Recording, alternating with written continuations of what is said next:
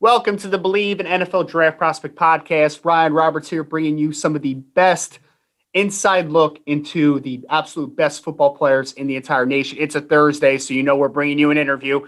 I have who I am really excited about, a guy that I haven't heard a ton of people talk about yet, but I had the fortune of catching a couple of his games last year. He plays at Texas State, starting defensive line, Nico Ezidore, who in 2019 – or 2020, I should say. We're going back to 2019 already. 2020, he was a all-conference, all-Sun Belt selection, 3.5 sacks, but 13 tackles for loss, and he also recorded 66 total tackles. So he was a disruptive force for Texas State. Nico is joining the show now. Nico, appreciate you again, man. Taking a little bit of time. I'm reading all the accolades. I'm reading the background stories, but it's also nice to just kind of get a little inside glimpse into your world. Thank you so much. I really appreciate being a part of your podcast today, and it's really a blessing that I got, the little all conference selection, and I hope that I get all conference the next season also. So thank you for having me a part today. Yeah, man, absolutely. And I'm really excited, Nico, kind of like what we were talking about beforehand. A guy that really flashed on film. If you haven't checked out a Texas State football game from last year, 95 is who you're looking at. And he's originally out of Garland, Texas. So, Nico, I wanted to kind of talk to you about recruiting to start a little bit. And I know that, obviously, you stayed in the home state, going to Texas State. Mm-hmm. Talk to me a little bit about what the recruiting was looking like and why Texas State for you was the best option. Recruitment coming out of high school was very great. I had a lot of D1 offers coming out. And I just really wanted to stay in Texas because I didn't know much about other states' laws and things like that. So I didn't want to get used to somebody else branch of laws. That's why I was safer to stay in Texas, because I've been living here all my life and I love the weather and all this and that. And recruitment, I was originally committed my senior year to U of H, and then they pulled my offer late in my senior year season. And after that, I had reopened my recruitment, and Texas State had came and did in-home visits, and I felt the love, so I committed here, and that's how I got here. Yeah, man. And obviously it's turned out, especially this past season. I'm sure you've been enjoying your time. Yes. Nico, I want to ask, because I'm a North guy, right? So New Jersey football is good. It's good. But I've heard obviously the stories of how crazy game days are down in Texas, just how they take high school football in general. Are the rumors of how intense high school football is in Texas, is that legit, would you say? It's very legit. I'm talking from people's grandparents, people take football out here very serious. People, when I was in high school, older people would come, paint their whole bodies, face, you know what I'm saying? If it's a rivalry game, the stadium will be packed. Homecoming games were off the chain. Hey, and then the stadiums in Texas, period, like Allen Stadium, McKinney North Stadium, Plano Stadium, they're huge stadiums, bigger than some college stadiums. Then Houston got a lot of good schools too. Alston also, Lake Travis, they have a very beautiful stadium also. And people take football in Texas 100 times more serious than any other state. And I don't think anybody else is competing with us with the stadiums, how big they are and how packed they will be. 6A football out here is crazy too. It's really a sight to see. If you've never been, you have to see at least one football game in Texas, literally. Well, that's what I was going to say is I want to get down there and just be a fly on the wall, just be able to listen to it a little bit, watch the games, So, yes, it's literally a must come watch. It's very worth it, worth the buck. Yeah, I realized after the passion that I've heard from you Texas guys, why you chose to stay in the state. And obviously, I want to talk Nico a little bit because I have only seen your 2020 film. I haven't seen 2018. I haven't seen 2019. I know you played a bunch. I saw in the bio you were listed so for people that haven't seen Texas State, they play a 3-man front. So you're playing an odd man front a ton. And with the tape I saw this year, you were playing 4-4-eye, that type of role for the defense. I saw you listed as the starting nose guard. So was there a position switch? Were you a nose guard and moved outside a little bit this past season? Yes, like I play all across the board, and it just fit our scheme. So I came in to Texas State as a nose guard, and I was pushing 295, so I was a good nose. And then that 2019 season, I had broke my hand, and the second game of the season, I had broke my hand against Wyoming. I played the rest of the season with a broke hand, so I had a club on the whole time. And then 2020 season came, and they said that we're gonna put me outside a little bit, and hey, made things happen with me and my team. It was really great.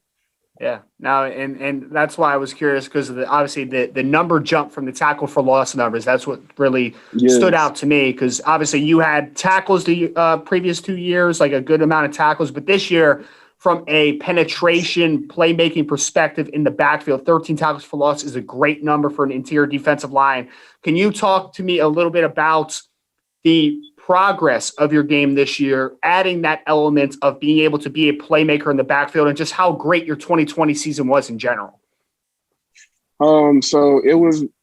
So my sophomore season, when I had a broken hand, that was really my first time ever starting in the season, or like starting in games. And I was just new to it. I wasn't comfortable, if I could say. And the 2020 season came around. I know like how football is and how I got accustomed to it. Basically, you know what I'm saying, getting the hang of things. And then I was more comfortable last season in the interior. Like I understand, like the game like kind of slowed down for me instead of being so high paced and fast, if that makes sense. Mm-hmm. And that's what happened. And I was very glad that I got very used to football and how fast it came to me. Yeah, no, the game definitely slows down. And I've been really impressed, Nico, because I see you listed at like 290. You said you came in at 295. I couldn't believe it, man. You wear that weight really well. I would have guessed you were like 275 or 280. Are you still up around 290? No, I'm in a 280 like 2 days ago, because I don't have a scale. I'm at my girl house right now, but I weighed 282 2 days ago. Gotcha. That's what I've been pushing at. I'm trying to, not even trying, I'm going to get at 285 before fall campus semester. So it's going to be up there with my weight. Mm-hmm. Gotcha. It was very curious, because I was like, wow, that is a very svelte 290. I was like, wow, he wears that very well. So good that my eyes aren't deceiving me too much. So I wanted to ask you, Nico, I love asking everybody this just to kind of see where their mind is as far as like players they model their game after. I feel like every defensive lineman I ask says Aaron Donald. Like that is just the easy answer. For you, past, present, who are some guys that you like to watch? Past, present. One, I love Myles Garrett. Myles Garrett is so cold. Like, it's him, Bosa. My top five really is Garrett, Bosa, Khalil Mack, Aaron Donald. But like, I don't take this like to heart with my top five, because Aaron Donald, don't get it twisted. He's still the guy. Like, and Von Miller. Von Miller is so quick and like twitchy. Those are the top five D linemen that I love watching. Like they always show me something different each time they get on the field. They show me a different move that I should try. You know what I'm saying? Like it's really cool. Yeah. And I was curious, because I think you kind of segued into my next question a little bit with, the adding moves to the arsenal. For you over the last couple of years specifically, what do you feel like have been the biggest improvements in your game that have allowed you to obviously get the accolades that you did this past season? For me was penetration. Like my coach harps on penetration on the O-lineman so bad. Like once you get penetration, you can mess up literally the whole play and they don't know what to do. Like everything will freeze. And once you get too much penetration, you got to get off the tackle. So that's what we love practicing. That's what we harp on. And also our pass rushing moves. That's what I've been working on more and more, because I want to up my sacks this season. Everything with my team, So it's been I've been working on a lot of more pass rushing moves than always doing more bull technique, if that makes sense. Yeah, no, So that's what I've absolutely. been doing lately. So I'm curious, Nico, for a guy that has never been to Texas State, you mentioned it a little bit, getting on campus, and I'm sure you've enjoyed your time there. Can you kind of just lay out for a little bit what makes Texas State such a special spot? Texas State, first off, the culture here is so great. Literally the campus is the most beautiful thing like out here. Like it's overrated beautiful, like the river and the river flows right through the middle of campus.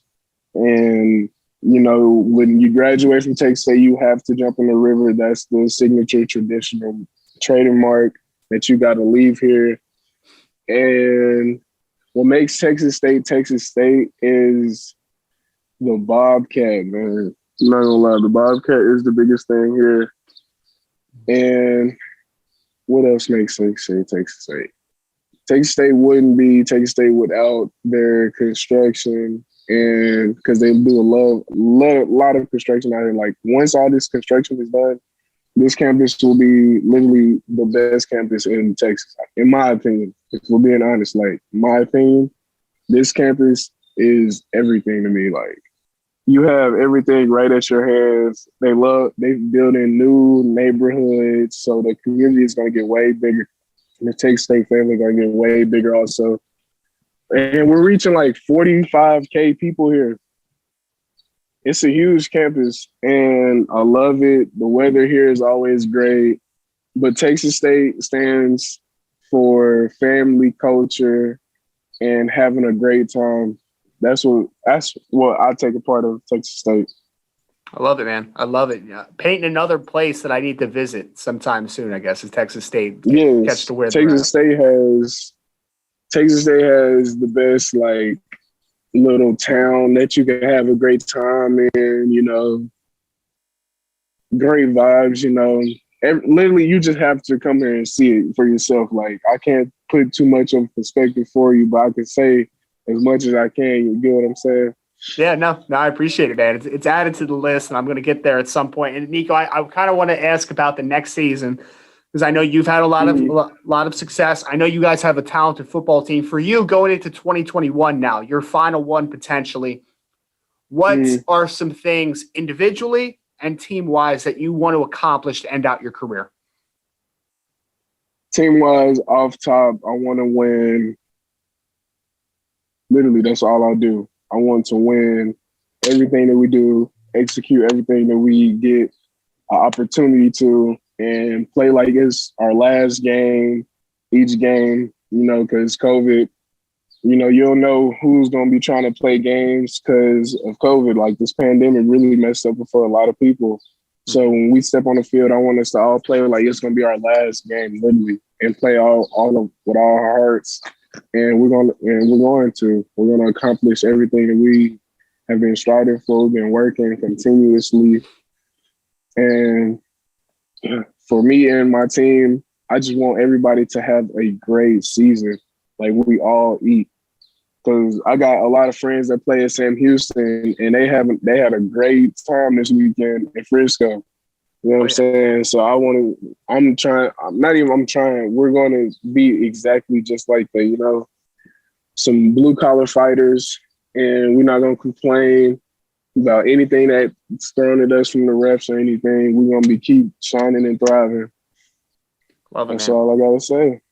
I love it. And then obviously, Nico, I wanted to reach out to you because I believe after this final season, you are a guy that has an opportunity to play on the next level. So really quick, when did that become a dream for you to maybe potentially play professional football? And when it finally does come here this time next year, how much of a blessing would it be for you?